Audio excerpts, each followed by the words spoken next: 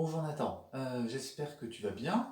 Merci de m'avoir envoyé donc tes vidéos pour que je puisse les écouter, les analyser et voir un petit peu comment t'aider à progresser.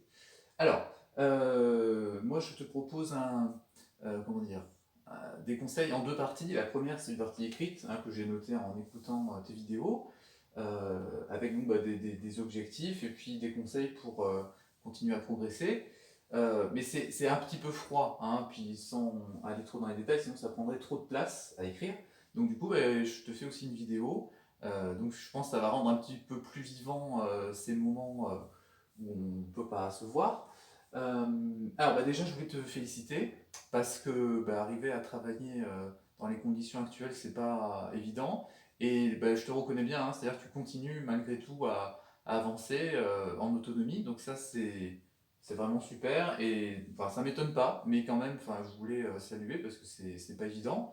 Et puis la deuxième, c'est de te féliciter aussi pour la pièce parce que tu as bien compris son caractère, on a une belle mélodie, enfin voilà, il y a plein de bonnes choses en fait. Donc ça, c'est super. Maintenant, on va essayer d'aller un petit peu plus loin. Donc les conseils que je te donne, c'est, comment dire, je ne connais pas vraiment la situation de chacun de mes élèves, donc moi je continue à faire le prof, c'est-à-dire que je vous indique une marche à suivre pour progresser, puis après, vous vous adaptez par rapport à ce que vous pouvez. D'accord? Donc si ça te paraît trop, ça ne veut pas dire qu'il faut que tu arrives à faire ça d'ici la semaine prochaine. D'accord? Moi je reprends tout ce que tu m'as donné, et puis après euh, je vois ce qui ne va pas, mais après à toi de t'adapter. Donc c'est aussi pour ça que cette vidéo c'est pas mal, parce que tu peux la réécouter plusieurs fois évidemment, enfin c'est fait pour.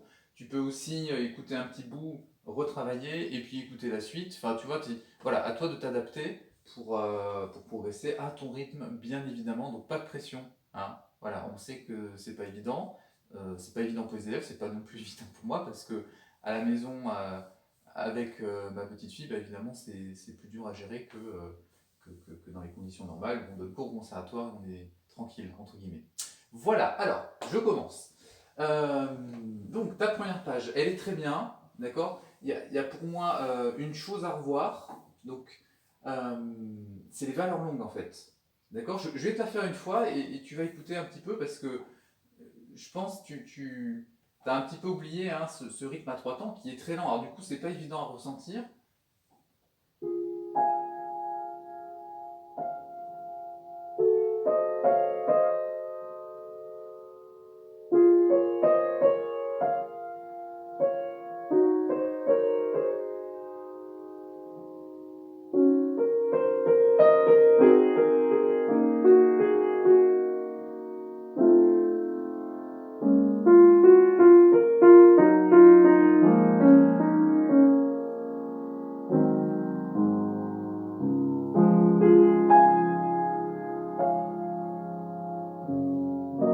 Voilà, et à partir de cette phrase-là, c'est bon, d'accord. Donc c'est vraiment les blanches pointées hein, qu'on a par exemple sur la deuxième mesure. Un, 2, 3, un, 2, d'accord. Donc il y a ces deux blanches pointées, et puis ensuite on a les noirs pointés parce qu'on a comme ça une mesure et un temps de triolet, et du coup ça emporte un petit peu les choses. 2, 3, un, 2, 3. D'accord. Voilà, qu'on ait bien à chaque fois les trois temps bien ressentis dans les mesures, et notamment sur les valeurs longues. D'accord. Ça c'est la chose que je voulais revoir avec toi dans la première page, sinon elle est très bien. Donc c'est pas vraiment du travail, c'est plus euh, de retrouver le rythme. Voilà, alors ensuite, dans le tempo rubato, alors faudra que tu revoies la ligne des basses vers le milieu fin de cette phrase en fait. Donc à partir du la bécard, là tu les connais plus, je sais pas trop ce que tu faisais, mais en tout cas c'était pas tout à fait ça. Alors après, là aussi je sais pas trop, est-ce que tu l'as entendu et tu as quand même continué parce que tu étais en train d'enregistrer, ou est-ce que du coup c'est des basses que tu as perdues. Donc voilà, je te rejoue la ligne des basses hein, que tu dois avoir, là, donc la bémol, ça c'était bon. La bécard, si bémol, do, ré bémol et mi bémol. À partir du mi bémol, on était bon. D'accord. Voilà. Voilà, donc revois ça tranquillement, peut-être une fois main gauche seule, enfin une ou deux fois. Et puis, je sais pas si tu as entendu là dans l'exemple que je t'ai joué sur les accords répétés, ce sont des triolets, d'accord? C'est pas des doubles, hein. Parce que toi tu me fais. D'accord, donc déjà c'est un peu trop pressé. Et puis bah, deuxièmement, on a trop d'accords. D'accord, donc attention que ça soit bien 1, 2, 3, 1, 2, 3. D'accord. Et repense aussi peut-être quand tu pars sur le tempo rubato de être vraiment pianissimo. D'accord, doucement éclairé. Parce qu'à partir justement de ce passage-là qu'il faut que tu revois, on a peu à peu crescendo et animé. Donc ça va un peu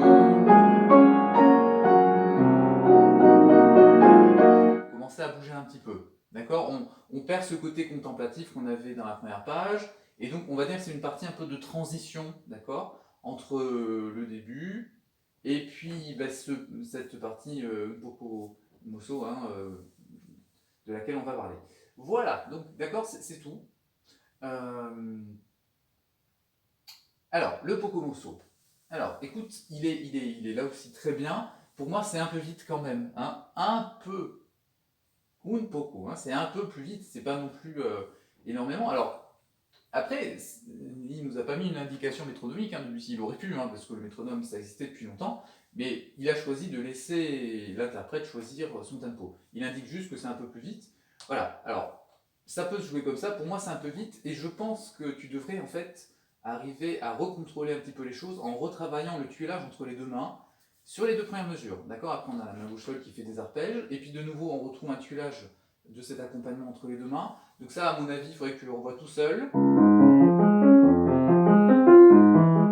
D'accord, sans la mélodie. Une fois sans pédale, pour écouter le legato, une fois avec la pédale, pour retrouver la sonorité des accords. Et après, tu remets la mélodie.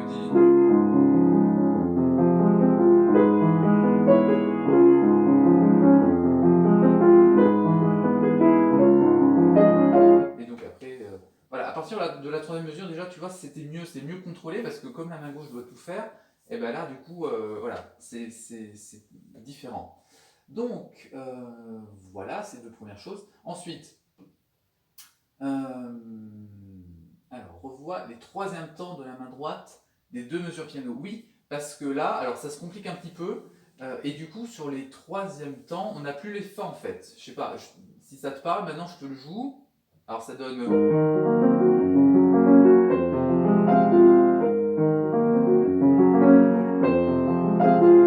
D'accord. On avait juste sur le troisième temps. Et du coup, bah, il manque le A, do, fa, si, do, fa, si. D'accord. Donc voilà, ça c'est à retravailler un petit peu en détail. Et change la pédale dessus. Hein, ne me fais pas une pédale à la mesure. Parce que bah, on a trois harmonies. On a celle-là, celle-là et celle-là. Donc on peut avoir les deux premières harmonies ensemble. Parce que c'est quand même du Debussy, hein, donc c'est un peu. Comment dire, un peu impressionniste, mais par contre, trois harmonies dans la même pédale, ça fait trop. Donc là, il faut la changer.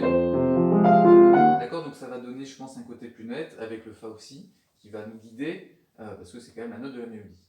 Alors, ensuite, ensuite tout ça, c'était très bien. Alors, on arrive sur l'animato, hein, en animant. Donc, sur ce passage, tu le prends un petit peu moins vite, et moi, je trouve ça très bien. D'accord, moi, c'est pas du tout un problème pour moi. Parce que je préfère que tu contrôles les choses comme tu le fais, hein, c'est une bonne décision, ça veut dire que tu contrôles ce que tu fais, et ça c'est hyper important dans un passage compliqué comme ça. Donc moi je te propose, pour le moment, de le garder à ce tempo, hein, un peu plus lent, ça c'est super. Par contre, à partir du calmato que j'ai bien écouté, tes mains séparées, elles sont vraiment prêtes en fait, hein, donc je pense que tu peux passer aux mains ensemble, c'est peut-être déjà ce que tu as fait, mais tu as préféré le faire main séparée sur la vidéo, je ne sais pas. En tout cas, moi je te conseille donc de garder le tempo de l'animato, de ne pas le presser. Par contre, de mettre les mains ensemble dans le calmato. D'accord, les deux premières mesures, tu me les as déjà faites, ça va. Alors, je pense ce qui te fait peur dans le calmato, c'est ces deux mesures en fait. C'est les mesures 3 et 4, parce que ça c'est vraiment compliqué. D'accord? Donc mets-les en place tranquillement, tu repars directement dessus. D'accord? En te fixant de garder les doigtés, parce que la main gauche c'est pas évident, on a beaucoup de changements comme ça entre le 3, le pouce et le 5, et le 2 aussi, hein. Enfin il y a ces 4 doigts là qui n'arrêtent pas de changer. Donc tu fais un temps. Voilà,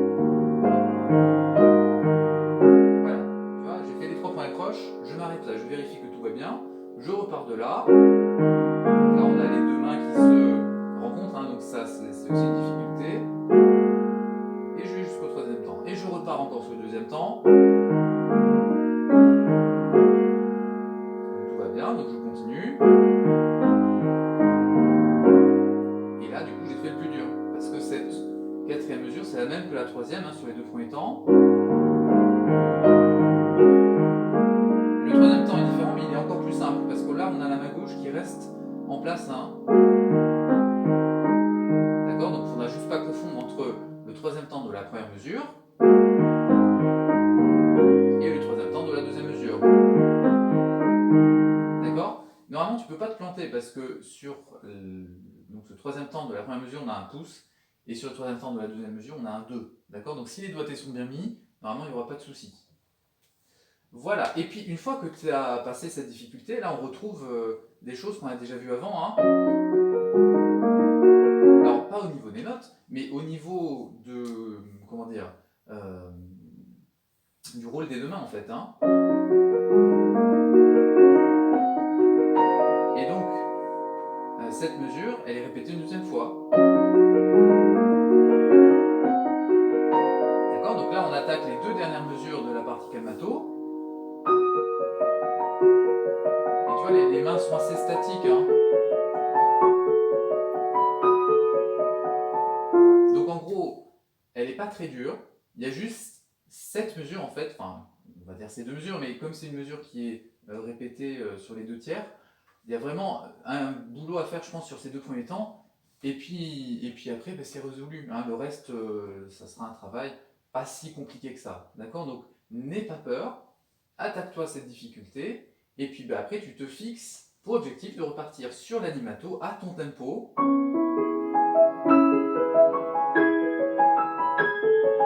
Et d'arriver à garder le même tempo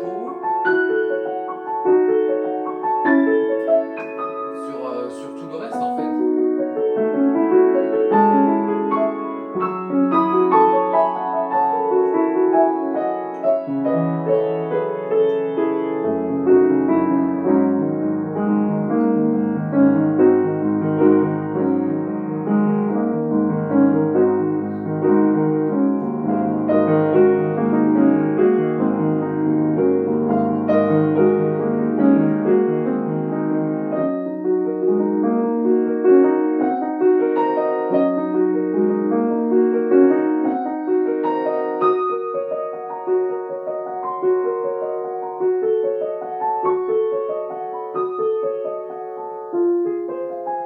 Et donc là tu arrives sur la réexposition, qui n'est pas simple, hein, on l'avait déjà un petit peu vu il me semble, donc ça tu le sais.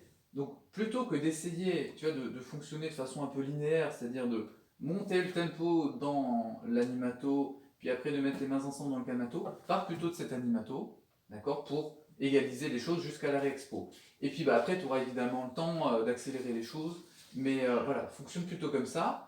Revois donc la première page pour que le côté contemplatif soit bien donné par les valeurs longues. Revois les 2-3 petits détails que je t'ai signalés, notamment la ligne de base dans le rubato. Et puis je pense que déjà bah, tu auras bien avancé et la semaine sera passée. D'accord? Donc va à ton rythme. Quand tu te sens prêt, tu me refais une vidéo. Je sais que c'est pas évident hein, de se filmer parce que bah, une fois qu'on a fait une erreur, elle est là, on ne peut pas revenir en arrière. Mais voilà, continue parce que ça vaut le coup. Mais voilà, enfin, je sais que tu n'as pas peur de ça et que tu vas continuer à avancer comme ça. Donc, bravo et bon travail. À bientôt.